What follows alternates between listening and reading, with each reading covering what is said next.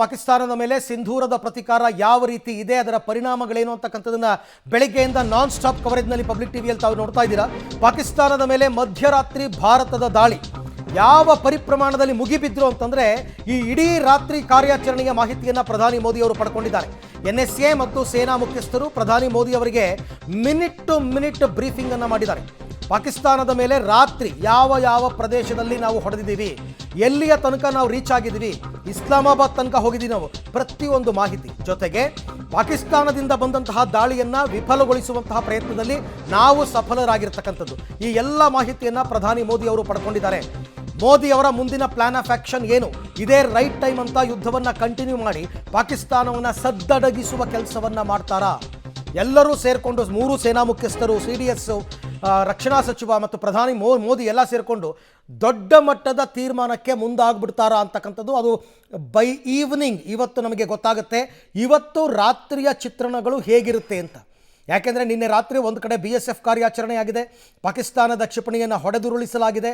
ಮತ್ತೊಂದು ಕಡೆ JF-17 ಆಕಾಶ missile ಹೊಡೆದುರುಳಿಸಿರ್ತಕ್ಕಂಥದ್ದು, ಇನ್ನೊಂದು ಕಡೆ ಜೈಸಲ್ಮೇರ್ ರಾಜಸ್ಥಾನದಲ್ಲಿ ಪಾಕಿಸ್ತಾನ ಬಾಂಬ್ ಹಾಕಿರ್ತಕ್ಕಂಥದ್ದು. ಎಲ್ಲ ಮಾಹಿತಿಯನ್ನು ಕೂಡ ಪ್ರಧಾನಿ ಮೋದಿ ಅವರಿಗೆ ಮಿನಿಟ್ ಟು ಮಿನಿಟ್ ಬ್ರೀಫಿಂಗ್ ಆಗ್ತಾ ಇರುತ್ತೆ. ಯಾಕೆಂದರೆ ನಾನು ಆಗಲೇ ಹೇಳಿದ್ದೀನಿ, ಈ 4 ದೃಶ್ಯಗಳನ್ನ ತಾವೇನು ನೋಡ್ತಾ ಇದ್ದೀರಾ, ಒಂದು ಕಡೆ BSFನ ಕಾರ್ಯಾಚರಣೆ ನಡೆದಿರ್ತಕ್ಕಂಥದ್ದು, ಅಂದರೆ ಗಡಿ ನುಸುಳೋದಕ್ಕೆ ಪ್ರಯತ್ನ ಪಟ್ಟಂತಹ 7 ಜನ ಪಾಕಿಸ್ತಾನಿಗಳನ್ನು ಹೊಡೆದುರುಳಿಸಲಾಗಿದೆ, ಇದು BSF ಕಾರ್ಯಾಚರಣೆ. ಮತ್ತೊಂದು ಕಡೆ ಪಾಕ್ನ ಕ್ಷಿಪಣಿಯನ್ನು ನಮ್ಮ ಏರ್ ಡಿಫೆನ್ಸ್ ಸಿಸ್ಟಮ್ ಹೊಡೆದಾಕಿರ್ತಕ್ಕಂಥದ್ದು, ಅದರ ಪಳೆಯುಳಿಕೆಗಳು ಅಲ್ಲಿ ಬಿದ್ದಿರೋದು, ಡೆಬ್ರೀಸ್ ಅಂತ ಕರಿತೀವಲ್ಲ, ಆ ಡೆಬ್ರೀಸನ್ನು ತಾವು ಗಮನಿಸ್ತಾ ಇದ್ದೀರಾ. ಮತ್ತೊಂದು ಕಡೆ ಬಹಳ ದೊಡ್ಡ ಹೊಡೆತ ಅಂದರೆ ಪಾಕಿಸ್ತಾನಕ್ಕೆ ಚೀನಾದಿಂದ ಪಡ್ಕೊಂಡಿರ್ತಕ್ಕಂಥ JF-17 ಅದನ್ನು ಹೊಡೆದು ಉರುಳಿಸಿರುವಂಥದ್ದು. ಇದೆಲ್ಲದರ ಪರಿಣಾಮ ಭಾರತ ಮತ್ತು ಪಾಕ್ ನಡುವೆ ಈಗ ಉದ್ವಿಗ್ನ ಪರಿಸ್ಥಿತಿ ನಿರ್ಮಾಣ ಆಗ್ತಾ ಇದೆ. ಬೆಂಗಳೂರಿನ ಕೆಂಪೇಗೌಡ ಏರ್ಪೋರ್ಟ್ನಲ್ಲಿ ಕೂಡ ಹೈ ಅಲರ್ಟ್. ಎಲ್ಲ ಏರ್ಪೋರ್ಟ್ಗಳು ಕೂಡ ಹೈ ಅಲರ್ಟ್ನಲ್ಲೇ ಇರಬೇಕಿಂತ ಸಂದರ್ಭದಲ್ಲಿ ಏರ್ಪೋರ್ಟ್ನ ಎಲ್ಲ ವಾಹನಗಳು, ಪ್ರಯಾಣಿಕರ ತಪಾಸಣೆ ಜೋರಾಗಿ ನಡೀತಾ ಇದೆ. ಏರ್ಪೋರ್ಟ್ ಮೇಲೆ ಈಗ CISFನವರು ಹದ್ದಿನ ಕಣ್ಣನ್ನು ಇಟ್ಟಿದ್ದಾರೆ. ಏರ್ಪೋರ್ಟ್ಗಳನ್ನ ಕಾಪಾಡಿಕೊಳ್ಬೇಕಾದಂತಹ ಅನಿವಾರ್ಯತೆ, ಅದಕ್ಕೆ ನಿಮಗೆ ಆ ಭಾಗದಲ್ಲಿ, ಯುದ್ಧ ಪೀಡಿತ ಭಾಗದಲ್ಲಿ 10ಕ್ಕೂ ಹೆಚ್ಚು ಏರ್ಪೋರ್ಟ್ಗಳನ್ನ ಬಂದ್ ಮಾಡಿಬಿಟ್ಟಿದ್ದಾರೆ, ಯಾವ ವಿಮಾನಗಳು ಕೂಡ ಹಾರಾಡುವಂತಿಲ್ಲ ಅಂತನ್ಬಿಟ್ಟು. ಈಗ ಈ ಕಡೆ ದಕ್ಷಿಣ ಭಾರತದಲ್ಲಿ ಎಲ್ಲ ಏರ್ಪೋರ್ಟ್ಗಳು ಆಪರೇಟ್ ಆಗ್ತಾ ಇದೆ, ಬೆಂಗಳೂರು, ಚೆನ್ನೈ, ಹೈದರಾಬಾದ್, ಮುಂಬೈ ಎಲ್ಲ ಕಡೆ. ಬಟ್ ಅಲರ್ಟ್ನೆಸ್ ಹೇಗಿರಬೇಕು ಗೊತ್ತಿಲ್ಲ. ಈ ಸಂದರ್ಭದಲ್ಲಿ ಶತ್ರುವಿನ ಮೂವ್ಮೆಂಟ್ ಯಾವ ರೀತಿ ಇರುತ್ತೋ ಏನೋ. ಅದಕ್ಕೋಸ್ಕರ ಬೆಂಗಳೂರಿನಲ್ಲಿ HAL, ಅದಾದ ನಂತರ Bengaluru Kempegowda international airport, Yelahanka airbase, ಇವುಗಳನ್ನು ಹೆಚ್ಚು ಸುರಕ್ಷಿತವಾಗಿ ಇಟ್ಕೋಬೇಕಾಗತ್ತೆ. ಯುದ್ಧಗಳು ನಡೆದಾಗ ಮೊದಲು ಶತ್ರುಗಳು ಟಾರ್ಗೆಟ್ ಮಾಡೋದೇ ಏರ್ಪೋರ್ಟ್ಗಳನ್ನು. ಹಾಗಾಗಿ ಅಲ್ಲಿ ತಪಾಸಣೆ ಈಗ ವಿಪರೀತವಾಗಿದೆ ಅಂತಕ್ಕಂಥದ್ದು ಗೊತ್ತಾಗ್ತಾ ಇದೆ. ಏರ್ಪೋರ್ಟ್ನಲ್ಲಿ ರೆಗ್ಯುಲರ್ ಆಗೇ ತಪಾಸಣೆ ತುಂಬ ಚೆನ್ನಾಗಿರುತ್ತೆ. ನಿಮಗೆ ಪ್ರಯಾಣಿಕರು ಹೋಗ್ತಕ್ಕಂಥ ಸಂದರ್ಭದಲ್ಲಿ ಅವರ ಬ್ಯಾಗಿಂದ ಹಿಡಿದು ಪ್ರತಿಯೊಂದು ಸ್ಕ್ಯಾನ್ ಆಗುತ್ತೆ, ಬರಬೇಕಾದ್ರೂ ಕೂಡ ಚೆಕ್ ಆಗುತ್ತೆ. ಅಲ್ಲಿಗೆ ಬರುವಂತಹ ವಾಹನಗಳ ಮೇಲೆ ತಪಾಸಣೆಯನ್ನು ಮಾಡ್ತಾ ಇದ್ದಾರೆ. ಪಿಕಪ್ ಆ್ಯಂಡ್ ಡ್ರಾಪ್ ವೆಹಿಕಲ್ಸ್ ಅಂತ ನಾವೇನು ಕರಿತೀವಿ, ಅವುಗಳನ್ನು ತಪಾಸಣೆ ಮಾಡ್ತಾ ಇದ್ದಾರೆ. ಹಾಗಾಗಿ ಇದು ಕೇವಲ ಬೆಂಗಳೂರು ಏರ್ಪೋರ್ಟ್ ಅಂತಲೇ ಅಲ್ಲ, ನನ್ನ ಪ್ರಕಾರ ದೇಶದ ಎಲ್ಲ ಏರ್ಪೋರ್ಟ್ಗಳಲ್ಲೂ ಕೂಡ ಕಟ್ಟೆಚ್ಚರವನ್ನು ದುಪ್ಪಟ್ಟುಗೊಳಿಸಲಾಗಿದೆ. ಈ ಎಲ್ಲ ವಿಚಾರಕ್ಕೆ ಸಂಬಂಧಪಟ್ಟಂತೆ ಮತ್ತಷ್ಟು ಮಾಹಿತಿ ನನ್ನ ಕೊಲೀಗ ಮುದ್ದುಕೃಷ್ಣ ಅವರಿಂದ ಪಡ್ಕೊಳ್ಳೋಣ. ಮುದ್ದುಕೃಷ್ಣ, ಸಾಮಾನ್ಯವಾಗಿ ಏರ್ಪೋರ್ಟ್ಗಳಲ್ಲಿ ನಾರ್ಮಲ್ ಡೇಸ್ನಲ್ಲೂ ಕೂಡ ತಪಾಸಣೆ, ಭದ್ರತೆ ಇವೆಲ್ಲವೂ ಕೂಡ ಜೋರಾಗಿರುತ್ತೆ. ಈಗ ಯುದ್ಧದ ಸಂದರ್ಭದಲ್ಲಿ ಕೆಂಪೇಗೌಡ ಇಂಟರ್ನ್ಯಾಷನಲ್ ಏರ್ಪೋರ್ಟ್ನಲ್ಲಿ ರಕ್ಷಣೆಯನ್ನು ಯಾವ ರೀತಿ ಹೆಚ್ಚು ಮಾಡಿದ್ದಾರೆ ಅಂತ?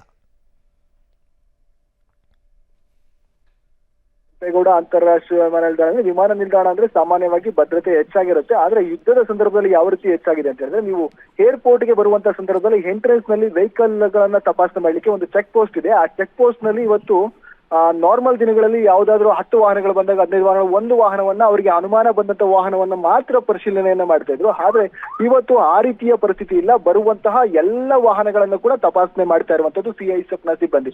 ಹಾಗಾಗಿ ಈಗಾಗಲೇ ಕೂಡ ಏರ್ಪೋರ್ಟ್ ನ ಒಳಭಾಗದಲ್ಲೂ ಸಹ ಈಗಾಗಲೇ ಕೂಡ CISFನ ಸಿಬ್ಬಂದಿ ಹೆಜ್ಜೆಗೂ ಕೂಡ ಒಂದು ರೀತಿಯ ಭದ್ರತಾ ಪರಿಶೀಲನೆಯನ್ನ ಮಾಡ್ತಾ ಇದ್ದಾರೆ. ಬರುವಂತಹ ಹೋಗುವಂತಹ ಎಲ್ಲ ಪ್ರಯಾಣಿಕರನ್ನ ಕೂಡ ಒಂದು ರೀತಿ ತಪಾಸಣೆಗೆ ಒಳಪಡಿಸುವಂತ ಕೆಲಸವನ್ನ ಮಾಡ್ತಾ ಇದ್ದಾರೆ. ಯಾರಾದ್ರೂ ಕೂಡ ವಾಹನಗಳಲ್ಲಿ ಅನುಮಾನಾಸ್ಪದ ರೀತಿಯಲ್ಲಿ ಕಂಡು ಬಂದ್ರೆ ಅವರ ವಿಳಾಸವನ್ನ ಕೇಳುವಂತದ್ದು, ಅವರು ಎಲ್ಲಿಗೆ ಪ್ರಯಾಣ ಮಾಡ್ತಾ ಇರುವಂತ ಕೇಳುವಂತದ್ದು, ಮತ್ತೆ ಅವರ ಟಿಕೆಟ್ ಅನ್ನ ಕೇಳುವಂತದ್ದು, ಈ ರೀತಿಯ ಪ್ರಶ್ನೆಗಳನ್ನ ಮಾಡಿ ಅವರು ಪರಿಶೀಲನೆ ಮಾಡುವಂತ ಕೆಲಸವನ್ನ ಮಾಡ್ತಾ ಇದ್ದಾರೆ. ಮತ್ತೊಂದು ಕಡೆ ಟರ್ಮಿನಲ್ ನ ಒಳಭಾಗದಲ್ಲೂ ಕೂಡ ಈಗಾಗಲೇ ಕೂಡ ಏನೀಗ ಚೆಕ್ ಇನ್ ಕೌಂಟರ್ ಇರುತ್ತೆ, ಅಲ್ಲಿ ಮಾತ್ರ CISFನ ಸಿಬ್ಬಂದಿ ಇರ್ತಾ ಇತ್ತು. ಮತ್ತೊಂದು ಕೆಲವು ಕಡೆ ಆಯ್ದ ಜಾಗಗಳಲ್ಲಿ ಮಾತ್ರ CISFನ ಭದ್ರತಾ ಸಿಬ್ಬಂದಿಗಳು ಇರ್ತಾ ಇದ್ರು. ಆದ್ರೆ ಇವತ್ತು ಆ ರೀತಿಯ ಪರಿಸ್ಥಿತಿ ಇಲ್ಲ.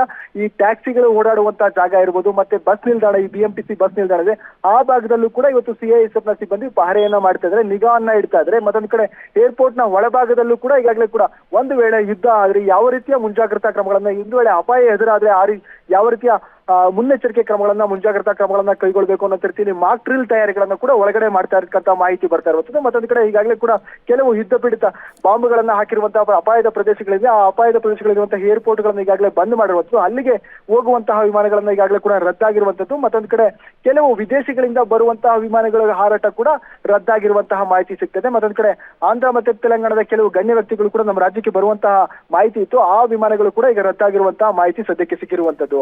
ಥ್ಯಾಂಕ್ ಯು ಮುದ್ದುಕೃಷ್ಣ, ತಮ್ಮ ಎಲ್ಲ ಮಾಹಿತಿಗಾಗಿ ಧನ್ಯವಾದ. ಚೆಕ್ ಪೋಸ್ಟ್ಗಳನ್ನು ನಿರ್ಮಿಸಿ ಬರುವ ಮತ್ತು ಹೋಗುವ ವಾಹನಗಳ ತಪಾಸಣೆ ಬಹಳ ಜೋರಾಗಿ ನಡೀತಾ ಇದೆ. CISF ಅವರು ಹದ್ದಿನ ಕಣ್ಣನ್ನು ಇಟ್ಟಿದ್ದಾರೆ. ಅದು ವಿಮಾನಗಳ ಲ್ಯಾಂಡಿಂಗ್ ಆದಂತಹ ಸಂದರ್ಭದಲ್ಲಿ ಬರುವ ಪ್ರಯಾಣಿಕರು ಯಾರು, ಇಲ್ಲಿಂದ ಹೋಗುವ ಪ್ರಯಾಣಿಕರು ಯಾರು, ಆಮೇಲೆ ಯಾವುದೇ ಪ್ರಯಾಣಿಕರಾದರೂ ಕೂಡ 3 ಗಂಟೆ ಮೊದಲೇ ಬನ್ನಿ ಅಂತ ಹೇಳಿದಾರಂತೆ. 3 ಅವರ್ ಅರ್ಲಿಯರ್ ಆಗಿ ನೀವು ಏರ್ಪೋರ್ಟ್ನಲ್ಲಿ ಇರಬೇಕು, ಯಾಕೆಂದರೆ ಈ ಎಲ್ಲ ತಪಾಸಣೆಗಳನ್ನು ದಾಟಿ ಹೋಗಬೇಕಲ್ಲ, ಅದಕ್ಕೋಸ್ಕರ.